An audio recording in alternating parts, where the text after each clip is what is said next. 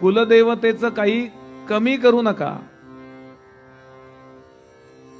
आपल्याला प्रपंच नीट व्हावा वाटत असेल तर कुलदेवतेला संतुष्ट ठेवा. वर्षात तिला एकदा जाणं, साडी चोळी नैवेद्य तिथे राहणं, जरा थोडा वेळ, घाई गडबडीनं परत नाही यायचं. ती जी मूर्ती आहे, ती जी काय जिथं अमूर्त असणारी जगदंबा मूर्त स्वरूपात ज्या मंदिरात आली आहे, तिथे त्या एन्व्हायरमेंटमध्ये, त्या वातावरणात थोडा वेळ राहा. आपल्याला जे शक्य आहे ते तिच्याकरता करा. त्या देवस्थानाला असेल त्या ठिकाणी द्या. दीपदान असेल, दिव्याचं तेल असेल, अजून काही अन्न असेल, जे आपल्याला शक्य असेल ते आपण करा. आपल्याला कुलदेवता काही कमी पडू देत नाही. कशाकरता बोलतोय मी हे सगळं?